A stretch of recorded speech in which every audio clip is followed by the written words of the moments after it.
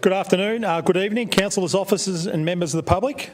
Welcome to the 1st of November 2023 Ordinary Meeting of Council. I'll now open the meeting with the first item on this evening's agenda, which is the reading of the prayer. Almighty God, be with us as we work for the people of the Shire of Moorabool. Grant us wisdom that we may care for the Shire as true stewards of your creation. May we be aware of the great responsibilities placed upon us. Help us to be just in all our dealings, and may our work prosper for the good of all. Amen. I'll now read the acknowledgement of country. I acknowledge the traditional owners of the land on which we are meeting. I pay my respects to their elders, past and present, and the Aboriginal elders of other communities who may be here today.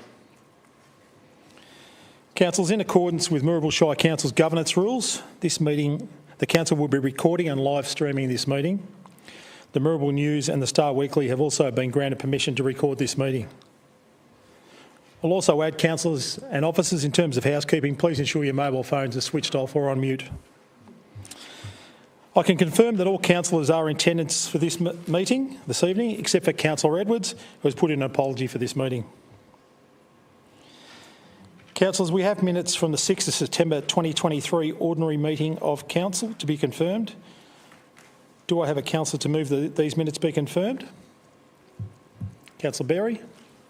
Seconded, Councillor Minari. All in favour? Declare the motion carried. Councillors, does anyone have a conflict of interest to declare in regards to tonight's meeting? No? Move to the next agenda item. Item number 8 is public question time. Councillors will receive 2 questions from a member of the public to be considered at this meeting. Both questions are from Mr Chris Guotti. Miss Chris Guotti. Question 1 will be read and responded to by Henry Bezuidenhout. Thank you, Mr Mayor. The first question is, raw effluent entering the Moorabool River at Handsbridge Morrison. This has been an ongoing issue, and with the increase in campers and interns, persons using the area, the issue has escalated. According to the risk matrix, this could be an extreme health and safety issue. The likelihood of this to continue is high, and the outcome of any serious health risk is high. Could Council please advise what will be done to address this issue? In response, Mr Mayor, Council could not locate any previous queries regarding this matter. Further investigations will be required to confirm the source, extent and risk of the alleged raw effluent entering the Moorabool River at Handsbridge Morrison. It is furthermore noted that it's Crown land. Council officers will collaborate with the EPA and relevant water authorities in developing the best approach in responding to the alleged breach of the Environmental Protection Act. Council officers will be in contact with Mr Guotti directly to provide further updates. Thank you, Mr Mayor. I have a question, please. In the response, it notes it's Crown land. Is that reserved Crown land or unreserved Crown land? Do we know at this stage? Mr Bezuidenhout. It's a question, I couldn't hear. Councillor Sullivan, sorry, the microphone. The question was, in the response, it notes that the site is Crown land. My question is it reserved Crown land or unreserved Crown land? I mean, is it reserved for a particular purpose, or is it just Crown land without any reservation? That's all. At this stage, you may not know, but it's just curious. Through you, Mr Mayor, the question came in very late, so we didn't have enough time to do a full investigation, so I'll preliminarily advise it's Crown land, so I can take that on notice and explore that further. Thank you, Mr Bezuidenhout. Question 2 will be read and responded to by Mr Phil Jeffrey. Thanks, Mr Mayor. So the question is there ever a plan to signify our presence with signage that depicts our importance of the Shire? I note there are very large Moorabool town signs, and yet we have been overlooked. We certainly do not want something like Mount Edgerton, but we deserve a sign of relevance. Was there a consultation with each of these towns to decide on the signage that is currently erected per town? If so, was Elaine included? And the response is, the picture frame signs that currently exist in some of the towns in Moorabool were installed over 10 years ago. To inform future entrance towns within the Shire, we are currently working through an update to the draft gateway strategy based on community engagement feedback. once updated, is proposed to go through a further engagement process prior to being presented to council for adoption. Following adoption, that will inform the approach to township entrances moving forward. Thank you, Mr Jeffrey. Thank you, councillors. Councillors, before we move on to item 9, I will just return to item 6, the confirmations of minutes. My notes here mentioned the 6th of September. Could I also have councillors to confirm the meeting minutes from the OMC held on the 4th of October and for the special meeting of council on the 25th of October, please? Move Councillor Berry, seconded Councillor Tatchell. All in favour? Declare carried. Thank you. Item number 9 is petitions. As there are no petitions for this meeting, we'll move to the next item on the agenda, which is item 10. And as there are no presentations or deputations, we'll move again to the next item on the agenda, which is item 11, Chief Executive Officer reports. 11.1 is Audit and Risk Advisory Committee, Independent Chair, Full Year Report 2022-23. There are no registered speakers to this item. Councillors, you have a recommendation in the papers before you regarding this report. So moved. Moved Councillor Dudzik, seconded Councillor Berry. Councillors, any questions or dissent? All in favour? I declare the motion carried. Thank you. Item 11.2 is the Crown Land Reserve peppercorn lease for the Bacchus Marsh Montessori Kindergarten at 176 Gisborne Road, Darley. There are no registered speakers. Again, councillors, you have a recommendation in the papers before you. Councillor Sullivan. Thank you, Mr Mayor. My question is, currently there's a 5-year ground lease on this property. When would that expire? Celeste? Yep, so through the chair, it was executed earlier this year, so it would expire in 5 years. The only reason I ask is the first time I've actually seen this, that's all. Yeah, so through the chair, it was actually executed under delegation previously. I see that. Yep. So the execution in earlier this year, we would have had legal advice into the preparation of that, I take it? Yes, we did. Okay. There would have been a cost with that? Yes, there was. Okay. Could you throw me a dollar fee, what you reckon it could have been? I would need to take that one on notice. Well, we're talking 5,000, 10 grand? Just a ballpark? Sorry? Through the chair, the approximate cost for legal advice and services was about $1,500. 1,500, okay. So it'd be fair to say this new lease would cost at least that? Through the chair, the costs were paid for by the tenant. For this preparation of this lease? That's right. Okay. Thank you. Thank you, Councillor Sullivan. Councillors, any further questions? Councillor Tatchell. Yeah, thanks, Mr Mayor. I want to ask a question about the delegation. I know we do a delegation in terms of fiscal amounts. I wasn't aware that we did delegations in terms of leasing agreements. And look, I'm probably wrong, but can I just clarify that we actually have that locked in so that it's part of our processes? Thank you. Celeste, Councillor Tatchell's question. Yeah, I will need to have a look at that and get back to you on it and take that one on notice. So Councillor Tatchell. supplementary to that, I mean, once we know, we may have to put an amendment or an appendix in to make sure that we can actually do that, in case there is some backlash in terms of the agreement. We just need to make sure that we have those delegation processes in place, or at least bring them to council anyway. Yeah, thanks. Thank you. Yep. Bye. Councillor Sullivan. This did take a little bit to get my head around the ground lease and the lease, so I finally worked it out. So we are entering a ground lease of the site with Uniting Victoria Tasmania, sounds like a soccer club, for the ground lease, tear up the other one 20 years. And then this other group are going to build these units and lease them to Uniting, correct? So if in fact this all were to go pear-shaped, where does council sit? Any blowback on council? Kate. Through the chair, the VSBA have actually already built the buildings. They are waiting to execute their building lease to be in line with the ground lease, so they're waiting on us for that execution of their building lease. So, Please. so am I to take it we are expected to retrospectively do this even though they've already done it? Correct? They haven't signed the lease yet, no. Hang on, no, sorry. They've actually built the buildings. Yes. They've built the buildings, yeah. It seems to be a trend, councillors. So just through the chair, they actually built it because it was a 5-year lease originally. So if the 20-year lease wasn't executed, they would remove the buildings. Thank you.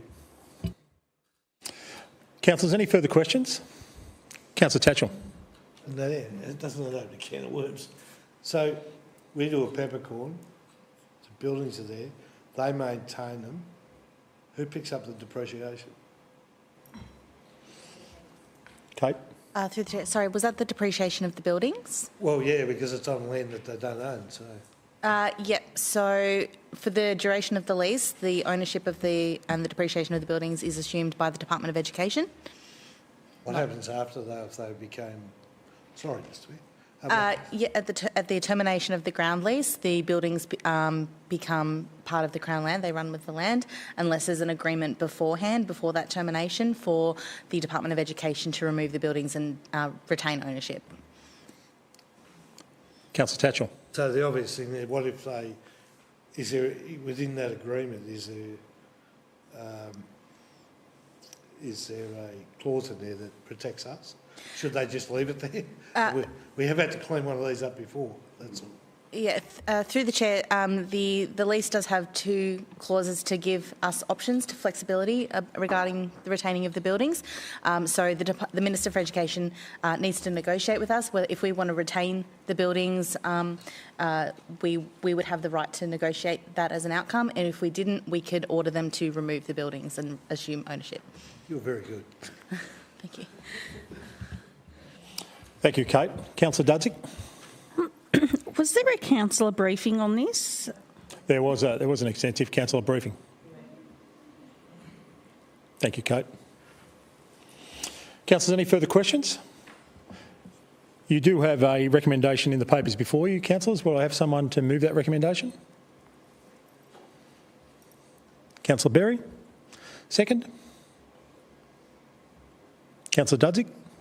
All in favour?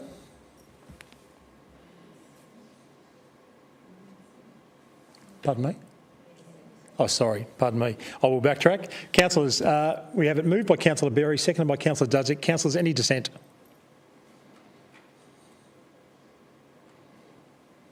Well, not necessarily dissent, but I'm not comfortable with it. I'll just put that on the record. Dissent, councillors? Okay. We have a mover. We have a second. Councillors, all in favour? Declare the motion carried.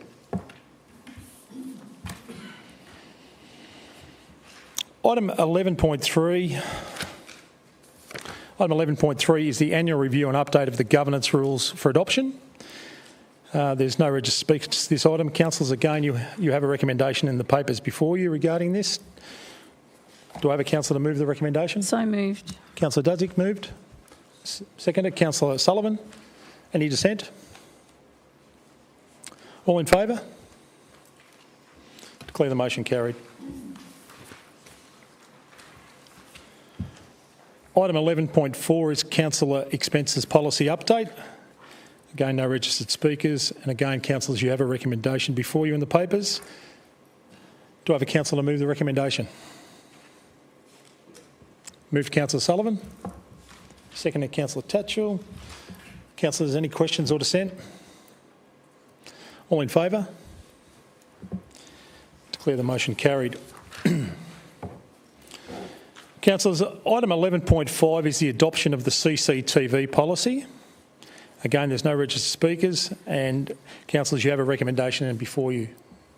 Councillor Sullivan. Just a question, if I may, Mr Mayor. So there will be a, not a sunset clause, but a situation where it'll be reviewed on an annual basis or biannual basis to sort of see how it's functioning or not?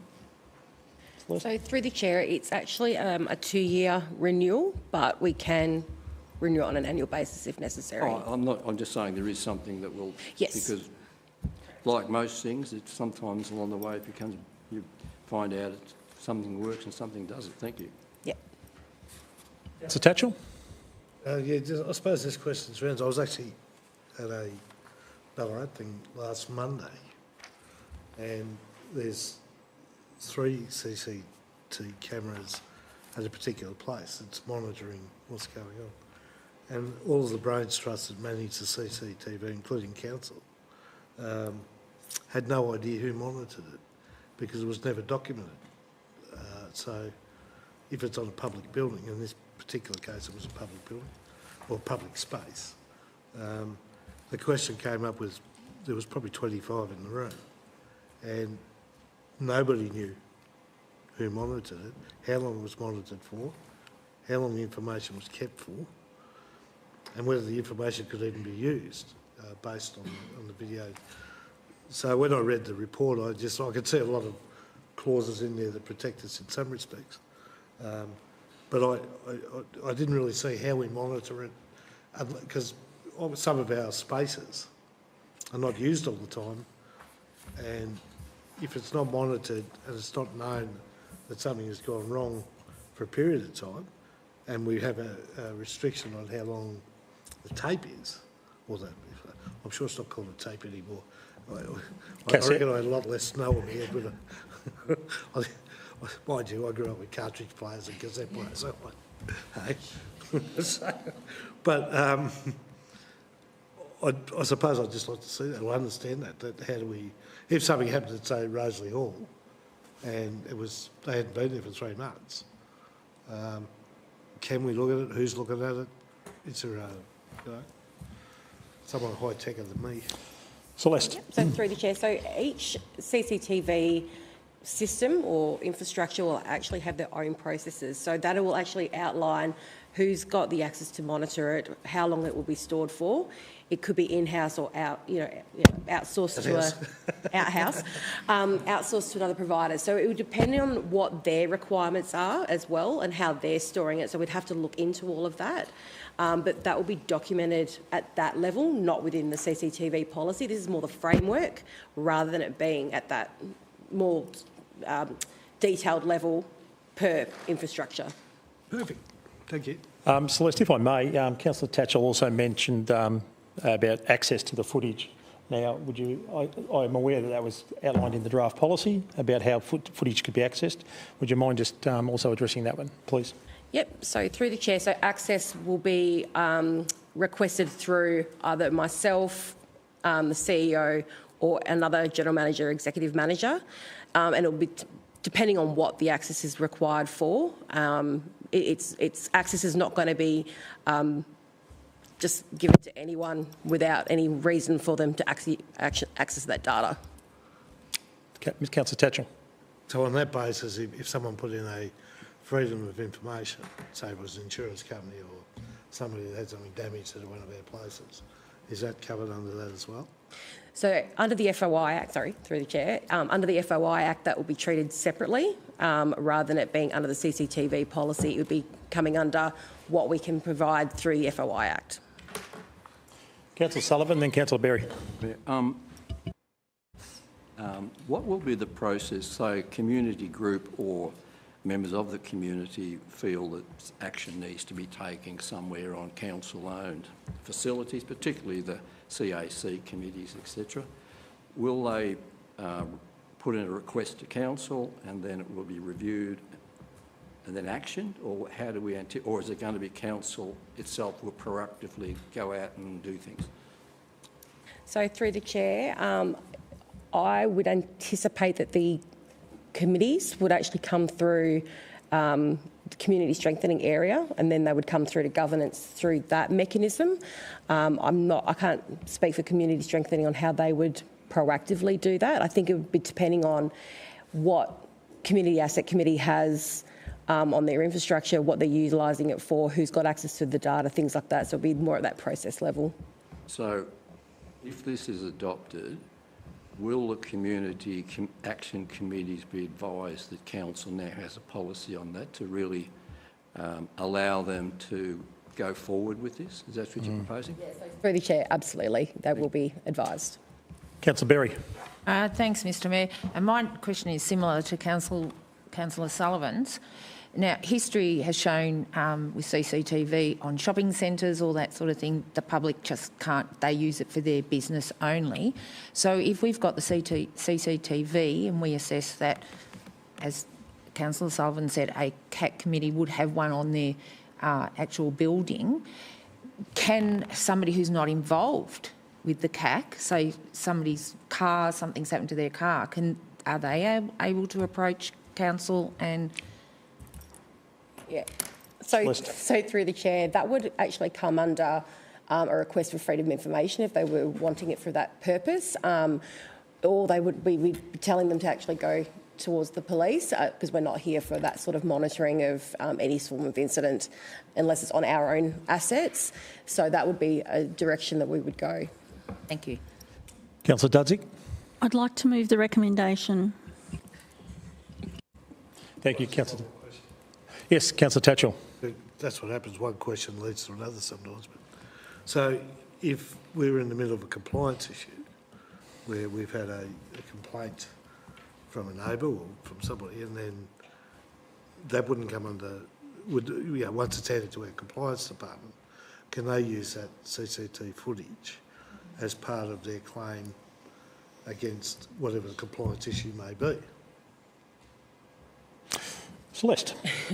I'll catch you at some point. Yeah, you've caught me. I would need to take that one on notice. I think that would be quite a different scenario. I would probably have to defer to Henry for any response on that one. Oh, poor old age.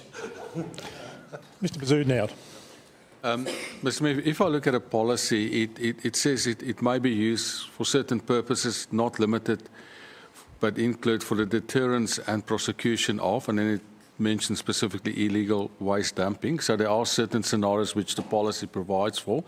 But when you go down to the rest of the policy, there's clearly defined processes and procedures. You need to consult key stakeholders and those type of things. So I think there is a process and protocols in place when you use it for those type of scenarios. Thank you. Yeah, all very good questions, councillors. There's obviously a significant amount of public interest in this one, and it was quite notable that the significant amount of the feedback from the public was in favour of this due to issues like illegal dumping and public safety. But there's got to be obviously strict guidelines in place. So we have a notice of motion that has been moved by Councillor Dudzik. Councillors, someone? Sorry, I beg your pardon. The recommendation has been moved by Councillor Dudzik. Is there someone to second that? Councillor Minari. Councillors, any dissent? All in favour? Declare the motion carried. Thank you, Celeste. Councillors, item 12 is the Community Strengthen reports, and item 12.1 is the Community Asset Committee reports. Councillors, again, there's no registered speakers on this, and you have a recommendation in the papers regarding the report. Have someone to move that? Councillor Minari. Second. Councillor Dudzik. Councillors, any questions or dissent? Yep. Councillor Sullivan. Just on the page 28, we have 7 items of different groups, but the recommendation only covers 5. Is there some reason for that? Well, maybe Thank you. missing something there. Have they? So, oh, yeah, okay. No, that's fair enough. Thank you, Councillor Dudzik. Councillors, we have a mover, we haven't a seconder. Any dissent? All in favour? Declare the motion carried. Councillors, item 12.2 is the Health and Wellbeing Plan 2021 to 2025 Year 2 review. Again, there's no speakers and you have a recommendation in the papers. So moved. Moved to Councillor Dudzik. Second to Councillor Happy to second, thank you. Berry. Councillors, any questions or any dissent? Councillor Tatchell. Just a question. I know there was some questions asked regarding some of the commentary within the report, and I'm not being critical. I just want to know if those changes in terms of language or the way that it's presented were facilitated within the current report. I read the old one, but I know the discussion we had about on the day there was some decisive comments about how it was presented. Councillor Sullivan might be able to help me there. I'll just defer to Lee McCallum. Lee, Councillor Tatchell, could you please spin around? Lee couldn't quite hear that. Spin around. At my age, anything could happen. So I know when we read the initial report, we talked about some, there was some language changes in terms of, I think it was the alcohol system with the football clubs and whatever.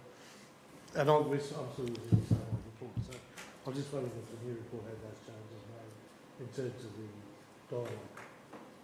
So through the chair, Councillor Tatchell, I do recall some conversation around the upcoming work with the football clubs around the alcohol harm prevention, but this report doesn't specifically talk about that, so those changes, the report is as presented to council as a briefing. So it's open for amendment.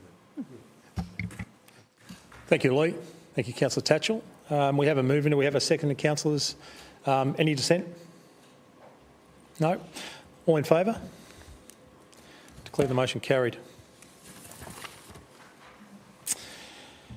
Councillors, item 12.3 is the August 2023 community grant recommendations. There are no speakers, but councillors, we do have an alternate motion received in the papers before you. Do I have a councillor to move the alternate motion? Councillor Sullivan. I would move the alternate recommendation with another recommendation, with your indulgence. Yes, Councillor Sullivan. That under community events grants, the United Nations Youth Victoria also be deleted. And that would bring the figure back to 18,751. I suppose, so Councillor Sullivan has requested to move an alternate to the alternate, but at this stage we have an alternate on the table. So, councillors, I'll just... It hasn't been put yet. Well, I did put it, so I'll just see. No. So you would like to move an alternate to the alternate? No one has moved it. I'm just sort of suggesting this is only a recommendation. Yes. And I'm proposing another recommendation. Councillor Tatchell? I think it's fair to say that the motion can be the motion from the councillor regardless, as a first motion. Yeah. Okay. Councillor Minari. Could I just get Councillor Sullivan to confirm what page he was talking about? Page 145 of the attachments, please, where they both show up, both the Greendale Social Club, Sporting Club. The top one there? This one? Yes. So, councillors, just for clarity, the alternate motion was put forward that the Greendale Pub and Social Club Sporting Club application be removed. Councillor Sullivan has now also asked for the United Nations Youth Victoria grant to be removed. That's correct, Mr Mayor. Just for clarity. So, Councillor Sullivan has moved that. Do we have someone to second that? It's been seconded by Councillor Tatchell. Councillors, any dissent or questions? I've got a question. Councillor Minari. For some reason, I can't recall what United Nations Youth Victoria is. I feel a bit silly asking that question. I've been briefed on it. Could I refer that to Lee McCallum, please? Victoria State Conference. Through the chair, the United Nations application relates to the annual conference, which is a youth conference. The grant relates to the opportunity to fund for young people to attend the conference, which will take place in Bacchus Marsh. Councillor Minari? No, the question's been answered. Okay. Thank you. So, councillors, we have a movement by Councillor Sullivan, seconded by Councillor Tatchell for the alternate motion that has been amended to include the removal of the United Nations Youth Victoria grant. Any dissent on that? Councillor Minari? Yeah, I dissent. Thanks. You dissent?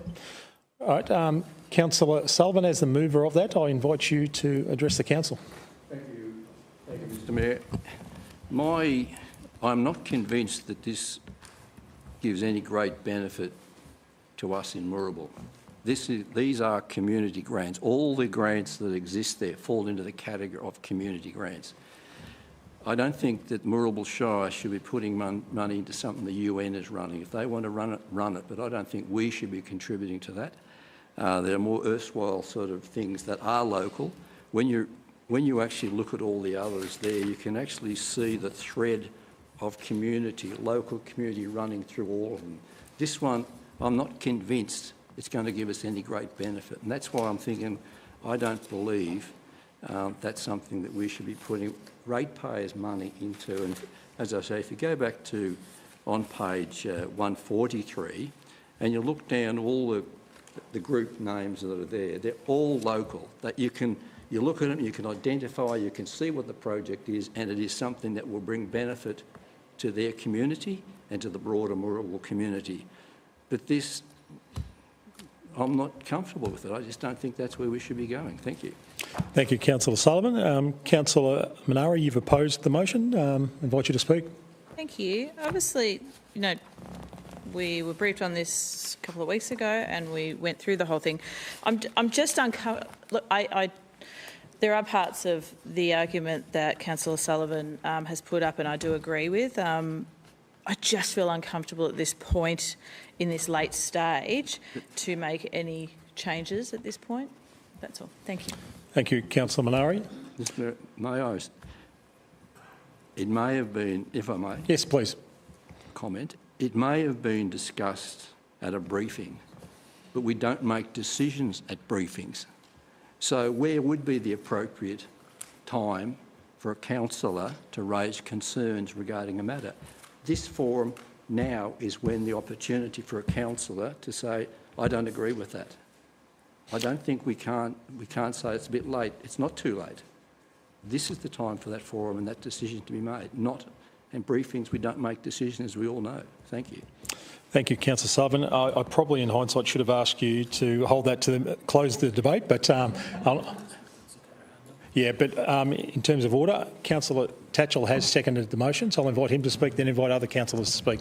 Yeah, look, I agree with Councillor Sullivan on this one. I don't have any problem with what's the intent or what's to be achieved, but I think this goes to this continual cost shift to our ratepayers. And when you talk about things like the United Nations, they are very well funded. And in fact, this happens fairly regularly. I mean, I think even in one of the reports tonight, there is a small grant to talk about alcohol-related stuff in clubs, and which is fine. I mean, it's a great endeavour and it's a good thing to do.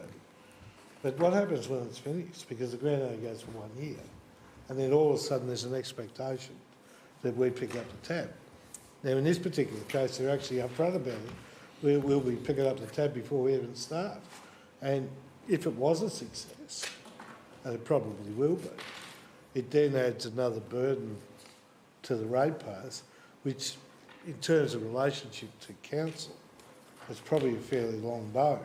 So I'd have to support Councillor Sullivan on this one. Thank you. Thank you, Councillor Tatchell. I will invite any other councillors that want to speak on this, starting with Councillor Dudzik. When this was originally raised, I did question the United Nations Youth Group as an organisation and their connection to Moorabool.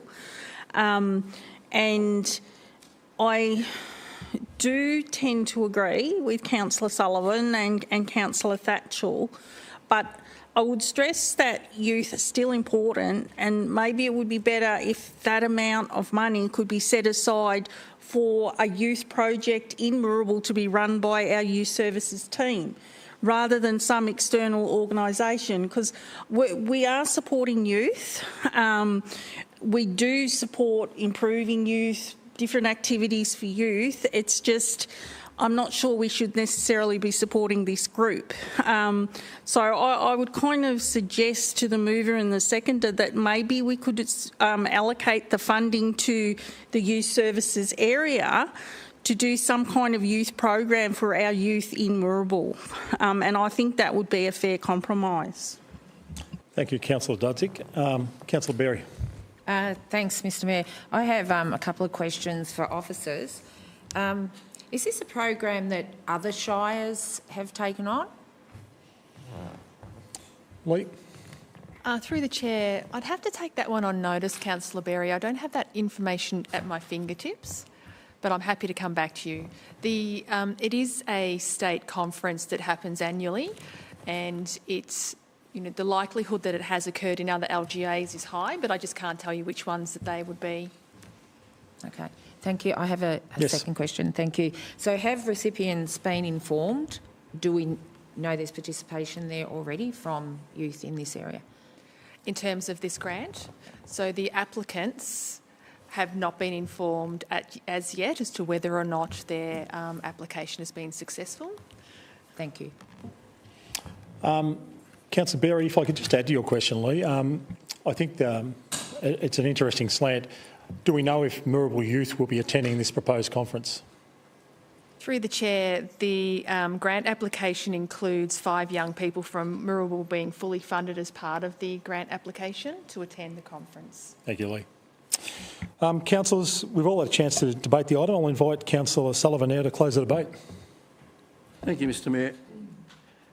I think, picking up from my colleague Councillor Dudzik's point, I think we all support youth and youth initiatives, but this is for a conference, and we've just been advised that 5 or potentially 5 youth from Moorabool will be attending. How are they selected? I don't know. How are they vetted to get there? So I think that if we're going to be largesse about handing out money, charity begins at home. And I'd have no problem if, picking up what Councillor Dudzik said, if a group were to put in some funding with some youth program in subsequent rounds, because we can't use this money for that, because that's not what the purpose of it is. It's a grant for a strengthening project or community grant. So I think that would be commendable if it was some group within Moorabool who are running some events for youth in Moorabool, the broader youth of Moorabool, not some 5 selected people who I don't know how they were selected. We don't have any names. We don't know whether, and that's not showing any disrespect, but we don't know. So, and I think what Councillor Tatchell said, we don't have huge resources, and we need to ensure they are spent wisely and well for our community, and I don't see this as one of those things. Thank you, Mr Mayor. Thank you, Councillor Sullivan. So, councillors, we're voting on the alternate motion for 12.3, which approved the grants with the removal of the Greendale Pub Social Club and Sporting Club grant, and the proposed grant for the United Nations Youth Victoria has also been removed. And the dollar adjustment. And the dollar adjustment. Thank you, Councillor Sullivan. So all those in favour? All those against? Declare the motion carried. Thank you.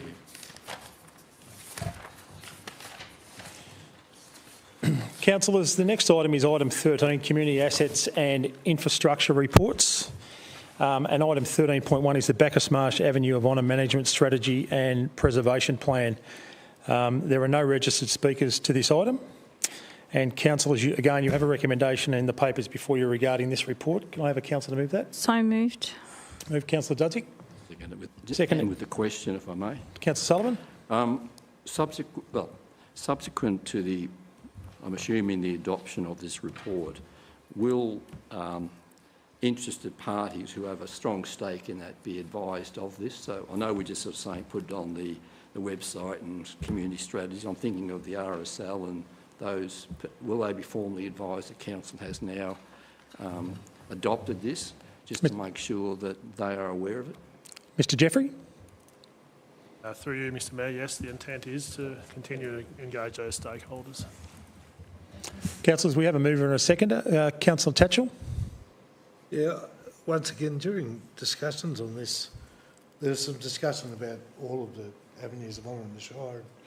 And I know this might be a little bit obtuse from where we were on the recommendation, but ultimately, as part of our visitor strategy to the region, should we include all of the avenues of honour as potentially, as part of that visitor strategy as well? Now, as I know on the day that we had a discussion about it, that it was amazing how many avenues we actually had. but we didn't have them documented anywhere for people to come and visit. Thank you, Councillor Tatchell. If I may indulge myself, I commended Lee McCallum today because I met with her on another matter, and I did note the 9 avenues of honour on our website, and so that's the Bacchus Marsh Avenue of Honour, Kamida, Rosalie, Barry's Reef, Murneyong, Yendon, Bullarook, Pioneer Women's Memorial Avenue in Bacchus Marsh, and Navigators. There we go, and I encourage everyone to visit them. So we have the item as moved by Councillor Dudzik, seconded by Councillor Sullivan. Councillors, any dissent? All in favour? Declare the motion carried. And if I could just also commend the officers involved in this outstanding piece of work and the amount of community consultation that was involved in this. I attended one of the visitor drop-in sessions, and it was very well received by the public, and it's a fantastic piece of work. Thank you.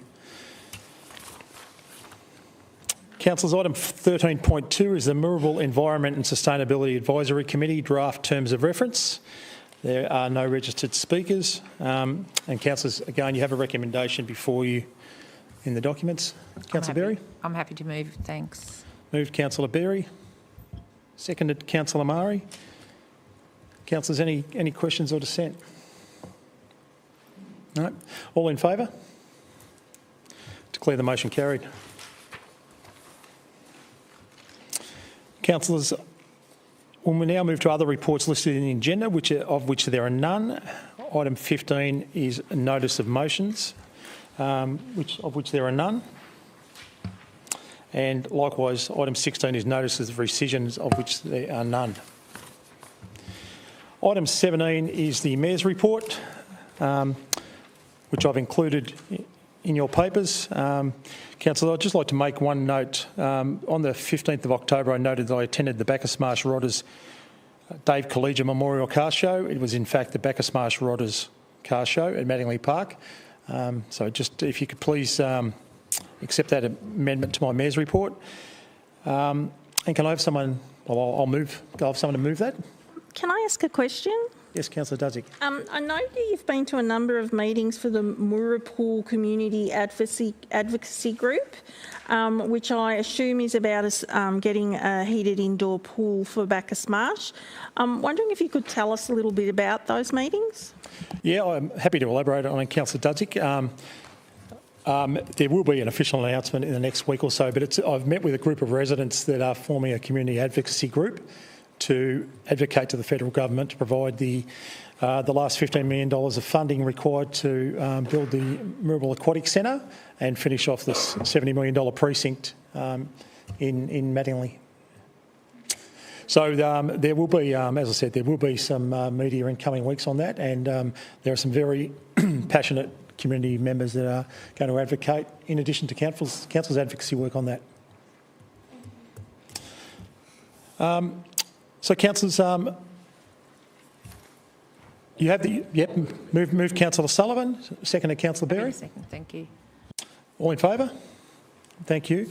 I just want to also, before I move on to item 18, I just want to commend the Lions, Bacchus Marsh Lions Club, who put out a media release yesterday, who are offering free skin cancer check, and on November 25 and 26 at the Village Green in Main Street, Bacchus Marsh, the Bacchus Marsh Lions Club is inviting any interested residents to come down for a free skin cancer check, and there'll obviously be some awareness material available to promote the dangers of skin cancer as we head into summer. So I commend the Bacchus Marsh Lions Club on that free service for the community. We'll now go around the table for councillors' reports. Councillor Sullivan. Thank you, Mr Mayor. I have a few items to report to Council. On Friday the 13th of October, I attended the MAV State Council in Melbourne.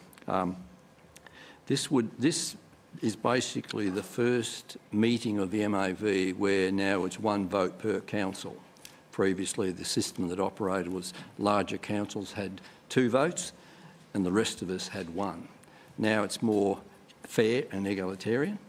And what I did notice was the frivolous motions that were put before are no longer there. I think people are now getting back to the bread and butter items of local government and not sort of political agendas that dominated in past years. So hopefully this taking a higher level strategic focus for local government across the state will continue, because I think that means the MAV will be stronger for it, and councils.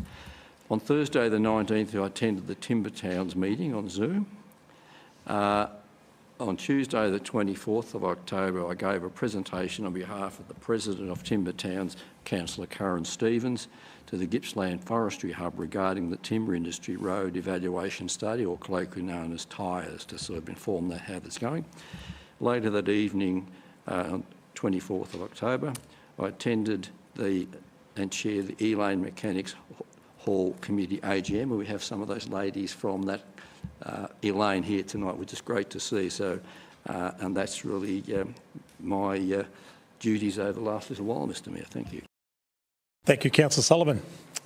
And thank you for the update on the MAV voting. That's interesting. Thank you. Councillor Minari. Thank you. It's been a busy month. I'll just run through a quick few things. Obviously, the Greendale Community Asset Committee AGM in Greendale. It was great to catch up with that group again. Of course, the Bland Rec Reserve opening, and also the Telford Park Sculptural opening, which was both lovely to see. I attended the Emergency Preparedness Expo, which was held in Coonjibora. It was a bit of a rainy day, which is pretty normal for Coonjibora, but there was lots of services that got involved. Everything from VicPol to SES to CFA, all of them, and we were there to celebrate the new Coonjibora Emergency Group, and it was a small committee of community members that were very passionate throughout the storms 2 years ago, and so residents from Barkstead, Coonjibora, Spargo Creek, Blakeville all came together, and they've created some documents, the Community Emergency Management Action Plan and a flip chart to help the community. So it was a great day. And also the Australian Citizenship Ceremony held in Balan, always quite emotional and lovely to be at, to see them all celebrating their citizenship. And of course the Public Art and Collections Advisory Committee, always a lot of robust discussion in those committees, and really enjoying it. Thank you. Thank you, Councillor Minari. Councillor Tatchell. Yeah, thanks, Mr Mayor.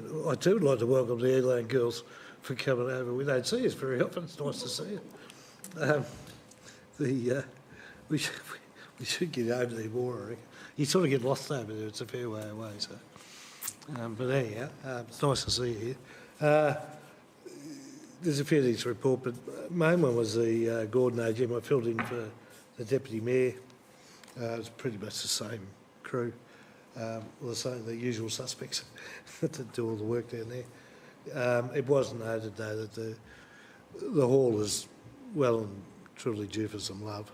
It's time sort of caught up with it a bit, and the ladies, and they have two gentlemen on there now on the committee that were concerned about its longevity, and in terms of it sort of sits right in the middle of town, and it's probably just due for some, some love would be one word, but it probably does need a bit of an upgrade on the outside.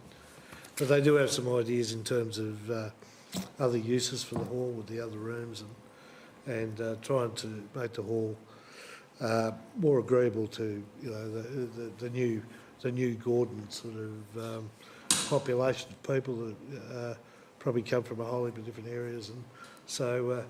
But it's always good going down there. I mean, both Ali and I are probably Gordon sort of orientated because our kids played football and things down there. So it's sort of, it's always good to see them anyway. But the thing that is noticeable, and we're noticing this at a lot of committees, is we're not seeing many young people, and we really need to find a way of reaching out to these young people, young families in these small towns. I mean, we've got 64 of them, including hamlets. And we just need to find a fishing rod that'll draw these kids to these meetings, because we have an ageing population of volunteers, and we're not seeing those sort of younger people coming up. So I don't know whether we need a strategy, or we need to get out and about more with the younger people and explain to them that it won't be long and this thing will be part of your culture. So, but that's all I got, Mr Mayor. Thank you. Thank you, Councillor Tatchell. Councillor Berry. Thank you, Mr Mayor. And what Councillor Tatchell just said too on the AG population, volunteers and so forth, that's a passion of mine, that we build up volunteers, and that the volunteer strategy will give us some ideas of where we can go to from here. On the 6th of October, the Peri-Urban Councils Victoria board meeting, we discussed advocacy priorities, so population planning, housing priorities, infrastructure priorities and managing urban growth in the peri-urban area. Also that same day we had feedback from the Victorian Planning Authority. Miss Jude Munro, the Chair, and Stuart Mosley, CEO, discussed feedback on PUCV priorities and discussions on the state government's housing statement. On Saturday the 7th of October, attended 11 o'clock the Australian citizenship ceremony in Milan. Yes, it was a very emotional ceremony. Councillor Minari. It was great to witness residents of Wirral Shire taking the oath to become Aussie citizens. Also pleasing to witness many different nationalities settling in our Shire, and that is growing, which is fantastic. Wednesday the 11th of October, attended Government House Senior Awards presentation to witness Mr Kevin Early with Councillor Minari. It was an absolute privilege, and I'm sure Councillor Minari would agree, to be there witnessing Kevin receiving his senior award. He was very humble, didn't think he'd done much in the community, but when he read his list, he's been a great volunteer who has participated in the land. So it's pleasing to be there. Saturday the 14th of October at 8:30, attended Bacchus Marsh Athletics opening at Masons Lane. Reserve Bacchus Marsh with Council Lord Steve McGee, MP, Michaela Settle, MP, watching. They told there was 220 children running around there, and they're aiming at getting 250. It's just a huge club, and they do fantastic work there. The volunteers, spoke to one volunteer who has spent 22 years at that little athletics club. His kids have gone through, and then he's continued through. So we have some great stories on volunteers. Just if there's, I know this area is lacking, if we could get hold of, why they stay on board so long there, that would be good information to have. Then the same day, Saturday, October 14th, October 10:30, attended the official opening of the Darwin Sports and Community Hub Pavilion with Council Ward, Councillor Judzik, Michaela Settle, MP, and Steve McGee, MP.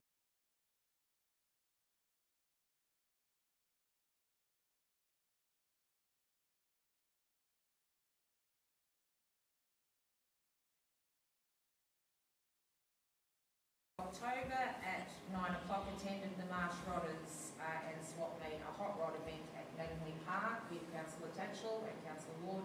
An event that is well run by the local group with many vintage cars on display. I tried to get my partner to buy one of the orange 1938 Ford panel vans. He went over and made a bid, but he was way too low, so I didn't get my car.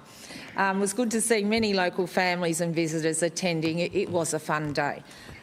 At 5:10 on the 18th of October, I attended an online meeting with PUCV members with the Honourable Melissa Horn, MP, discussing challenges to Peri-Urban Councils Victoria councils on transport priorities, freight road and rail priorities. Peri-Urban Councils governance issues, discussion also during that meeting online. Funding for Peri-Urban Councils, rate capping for growth councils and governance issues for PUCV councils. Thursday the 19th of October, the free seniors and the free CWA Devonshire Tea at the Bacchus Marsh Town Hall, followed by the Seniors Rocket Out Seniors event at Bacchus Marsh Town Hall. Approximately attended with Councillor Ward for a short period of time, Councillor Tatchell, for a bit longer. Nobody would dance with me, so I just sat down and had my cup of tea. Approximately 100 senior residents attended and left throughout the day, which ended at 4 p.m. Thank you to council staff, Apple 98.5 FM, who provided the music, and the CWA, who provided their famous scones, jam and cream, with either tea or coffee. 20th of October at 12:45 attended the official opening, the Balan Recreation Reserve Pavilion, with Councillor Ward, Councillor Tatchell, Councillor Minari, and Michaela Settle MP. Another great facility for all the clubs and community to enjoy. We look forward to hearing about events being conducted in this great facility down the track also. Monday the 23rd of October attended as a guest speaker at the Probus Bacchus Marsh October meeting, spoke on life before and after being a councillor, lots of questions from enthusiastic members. The fun, friendship and fellowship at Probus Bacchus Marsh project is very soul lifting, and a place where I think a few councillors have said it'd be a great great place to go and join after we all retire. Wednesday the 26th of October, 12:30 p.m, with Councillor Ward, Councillor Minari, attended the opening of the Binak Beak sculpture at Telford Park. Darley, well done to council staff and the artists who have created a sculpture for the whole community to enjoy. Unfortunately, Auntie Kim was not able to be there, one of the artists, but the delivery of a very emotional speech where I witnessed some tears amongst council staff and Joy was very moving. It was great to see community members attend and participate in the smoking ceremony also. Saturday the 28th of October, 2 p.m, attended the Grow West 20-year celebration at Mooneyong Plough Inn with past, present, Grow West staff, with Landcare members past and present. Congratulations to Melbourne Water for putting on such an event to recognise Grow West, who have planted, I don't know, there was a rolling screen and some figure that I missed seeing, and it looked enormous. They've planted so many trees in the environment around our shire over those 20 years. 29th of October, this was not a council event, but I just wanted to mention it. The Flower and Garden Show, organised by the Bacchus Marsh Rotary Club. I need to send out a big, huge shout out to the President, Kathy, and all the team from Rotary Bacchus Marsh for bringing together a magnificent event. The weather was good to them this year. Last year they had inclement weather, but it was just a beautiful display of flowers, plants, and Nikki Davey actually had a stall there, who was the award winner of Grown Not Flown, with the State Award and the Federal Award. She had a stall there and the presentation of her Australian native proteas, and I'm not sure of all the term of the names, it was just beautiful. And finally, a shout out to Derek and his staff for the site tour at 3 p.m. on Friday the 30th of October. It was terribly windy up on Bald Hill, but we got to see, you know, where plans will hopefully occur in the future around construction sites in Bacchus Marsh. Thank you. Thank you, Councillor Berry. Councillor Dudzik. I won't go through everything that I've been to throughout the past month, but I would like to highlight the official opening of the Darley Sports Centre, and congratulate our CEO for all the hard work and effort he put into getting that to come together, and thank all the council staff for all their hard work with that project. The same thing, of course, goes for Bland's opening, but we do need to recognise our staff that they've achieved an incredible amount over the past 12 months, and we're lucky we get to tour these places, but you did the hard work for us to be able to go there. Thank you. Yeah, here. Well said, Councillor Dudzik. Thank you. The councillor's report. Moved Councillor Sullivan, second. Councillor Minari. All in favour? Declare the motion carried. Thank you. Item 19, councillors, is urgent business. I I'm just going to whip around the room and again ask each councillor if they have any items of business, urgent business. Councillor Sullivan. Thank you, Mr Mayor. I have three items of urgent business and a question, so I'm using my quota. Thank you. I'll just go through them and... Yep. And do you want me to go one by one or do you put them all up together? Are they related? No. No. Okay. First one, I guess. That's all right. Okay. The first one for consideration, and I'll just that a thorough review of the rating strategy for Moorabool Shire, well in advance of the 24-25 budget, be undertaken, and that council commence this review as soon as possible, with all potential options being considered. That's one. So then I go to the other one. Yes, please. Second item rather. That council contact all owners of vacant industrial zone land throughout Moorabool Shire with a view to have a collective meeting/gathering hosted by council to determine what are the impediments in unlocking the development potential of their land. The third item relates to the illegal earthworks in Wiggins Road, Scottsburn. And the fourth one is a question, and it was prompted by seeing the ladies from Elaine here. Some time ago we had a petition about naming the Elaine Recreation Reserve the Ron Reed Reserve, and I'm just wondering where is that up at the moment? Maybe it's a question on notice, but just where is that at the moment, please? Celeste, if you could help with that question. Yeah, I'll have to take that one on notice. Yeah, it's fine. No, I fully understand that. Councillors, Councillor Sullivan has asked to put up three items of urgent business. Councillor Tatchell? You moved it? Second? Sorry, Yeah. I've got a question. Question, Councillor Yeah, Berry? sorry, I didn't actually hear the first one properly. Could you read that again? The first one was that a thorough review of the rating strategy for Moorabool Shire, well in advance of the 24-25 budget, be undertaken, and that the council commence this review as soon as possible, with all potential options being considered. Thank you. So we've had the item the urgent business moved by Councillor Tatchell, seconded by Councillor Minari. All in favour of accepting the three items? Councillor Sullivan, the floor is yours. Well, I'll read the one again, Mr. We'll vote on each individually. Yeah, thank you. The first one, which I just reread for Councillor Barrett, is that a thorough review of the rating strategy for Moorabool Shire, well in advance of the 24-25 budget, be undertaken. I've got a copy of this anyway. And that council commence this review as soon as possible, with all potential options being considered. That's the motion. Councillors, Councillor Sullivan has moved that motion. Any questions? No? A seconder? Councillor Minari? Any dissent? All in favour? Declare the motion carried. Thank you. And the second item, Mr Mayor, that council contact all owners of vacant industrial zone land throughout Moorabool Shire with a view to have a collective meeting/gathering hosted by council to determine what are the impediments in unlocking the development potential of their land. Councillors, been moved by Councillor Sullivan, seconded by Councillor Tatchell. Any questions? Any dissent? All in favour? Declare it carried. And the third item, Mr Mayor, as I noted, was in regards to illegal earthworks in Wiggins Road, Scottsburn. And my motion is that council follow this matter up with some urgency with regards to the non-compliance with the stop work notices that council has issued. Thank you. Moved, Councillor Sullivan. Seconded, Councillor Dudzik.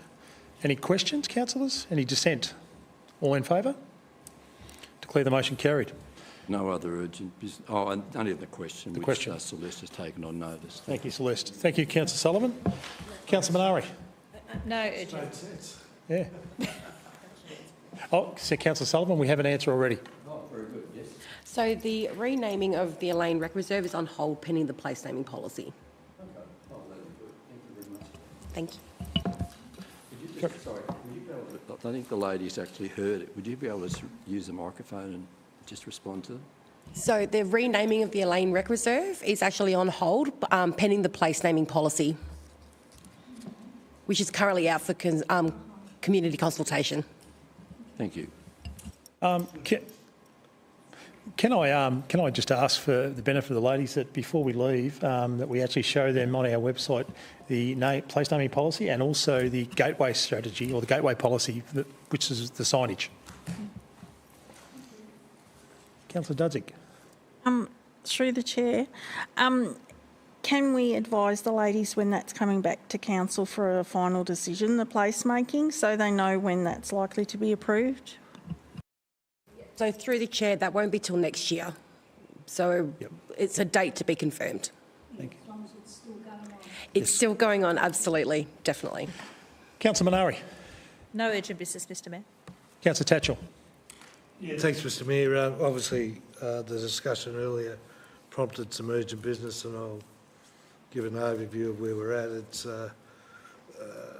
basically the water authorities have been objecting to planning applications for dwellings on land less than 40 hectares and subdivisions, creating lots less than 40 hectares within the water catchment areas due to their position on the council domestic waste management program. Obviously, I've got a motion to try and bring these people together to try and resolve it. Councillors, Councillor Tatchell has asked to put up that notice of motion of urgent business. Councillor Berry? I'm happy to. Yep. Second? Second? Councillor Minari? All in favour? Where's the love? Where's the love? Councillor Tatchell, the floor is yours. If you could just repeat that, please. Yeah, right. Thanks. For a minute there, I thought I was going to get left hanging, but that's all right. Water authorities have been objecting to the planning apps for dwellings on land less than 40 hectares and the subdivisions creating lots less than 40 hectares within the water catchment areas due to their position on council domestic wastewater management plans. So I'd like to raise an item of urgent business for the CEO to contact the water authorities to consider their position, or probably reconsider their position, on planning application with regards to Guideline 1 and Category 4, exemption within ministerial guidelines for the Department of Sustainability and Environment. Thank you, Councillor Tatchell. So, I also thank Caitlin for knocking that up, because that had almost sounded like I did that, but I really didn't. It was actually Caitlin, if she's listening. So. Thank you, Councillor Tatchell. So, Councillor Tatchell has moved that. Councillor Sullivan has seconded. Councillors, any questions of Councillor Tatchell? I know we discussed that earlier. And thank you again to Caitlin for putting that up. All in favour? Declare the motion carried. Any further items of urgent business? Councillor Tatchell. Thank you. Councillor Berry? No urgent business, thank you, Mr Mayor. Councillor Dudzik? No urgent business, thank you, Mr Mayor. And councillors, I have no items of urgent business either, so thank you very much. Busy night for urgent business. Councillors, we have 6 reports to be considered in a closed session of the public. Do I have a councillor move us that we go into closed? Could we actually take 5 minutes, Yeah, Mr Mayor? 5 minute break. 5 minute break, for your indulgence. We'll just move in, go into closed, then we'll have the 5 minute break, or do you want to break first? Oh, whatever, in your hands. Okay, we'll move a motion to go into closed session, and then whilst we're stopping the streaming, we can have the break. So Councillor Minari has moved to go into closed session. Councillor Berry has seconded. Second. All in favour? Thank you, councillors, and we'll have a 5 minute break. Thank you.